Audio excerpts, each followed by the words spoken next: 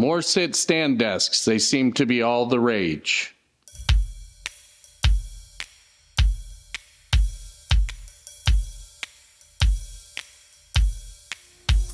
Hey guys, welcome back to the shop. Here we go again with some more sit-stand desks.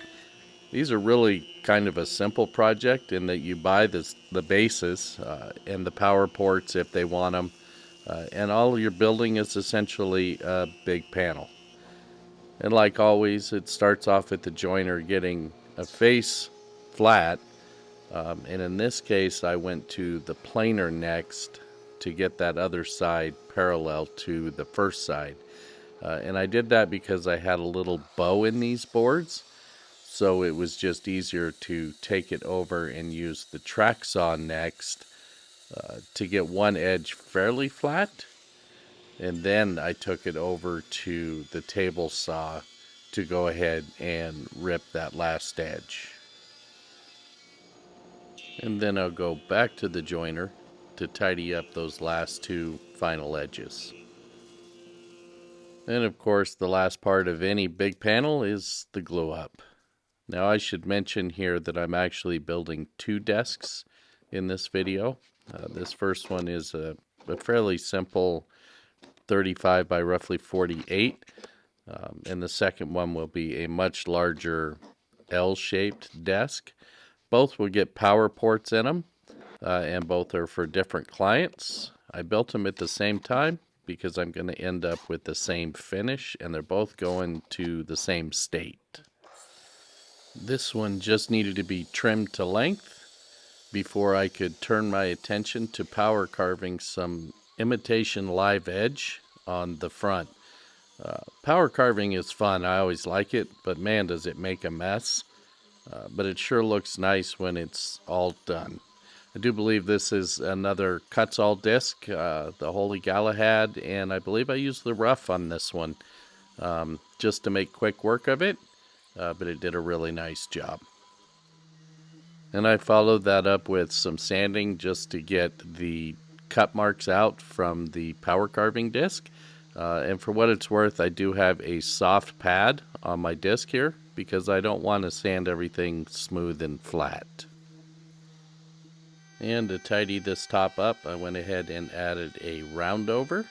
As well, I followed up with some hand sanding just to make everything smooth and nice to the touch.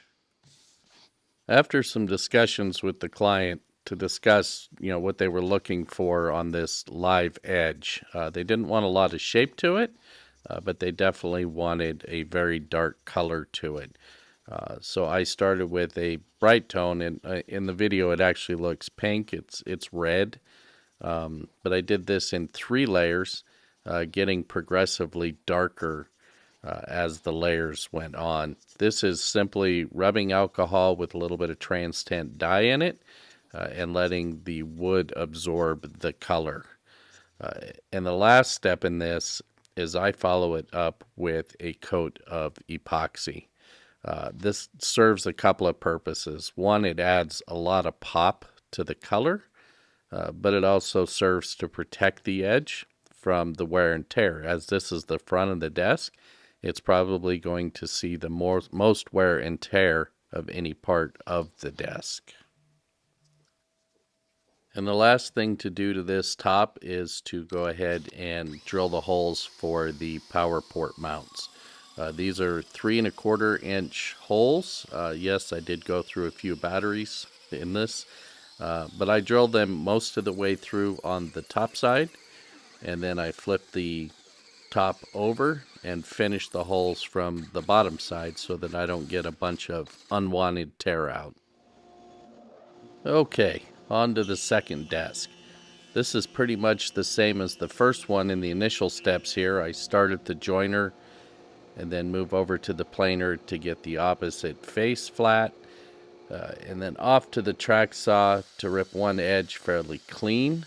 I go ahead and tidy that up at the joiner, and then off to the table saw to rip that 4th and final edge flat and square. Now I'm not going to bore you again with another panel glue up, but needless to say there was a panel glue up. I then went back to the track saw using the woodpecker's angle guide here, and I cut both of these slabs to 45. And these never get to be just perfect, so I line them back up on the table and use the track saw once again to cut a little bit off of each seam at the same time, ensuring that everything's at 90 degrees, and this makes for a perfectly fitting joint. So after laying out for 4 tabletop connectors, I used a Forstner bit to go ahead and drill each hole in each side of the seam, and then came back with the router to cut the groove between the 2 holes so that I could install the tabletop fasteners.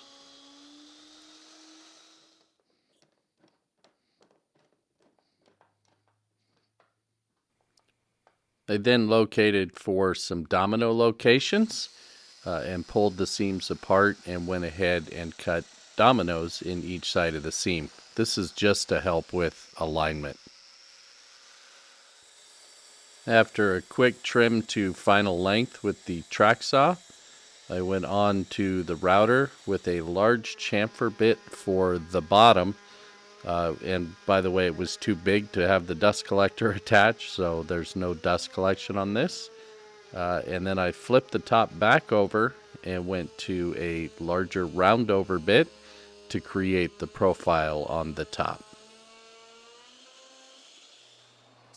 After a quick water popping and resanding of both surfaces, it was time for finish. This is just the first coat of General Finishes High Performance going on here, and there will be multiple coats. You'll notice that I had a little drip in there. That was actually caused by the seal on the gun. I went ahead and stopped after this coat and replaced that seal. All right, guys, so there you go. These are pretty much done. Obviously, I still have to install the power ports, but I won't do that until they go to their final home. And we'll probably show that on a quarterly update or something in the future, since it'll be a little over a month before these actually get to their final home.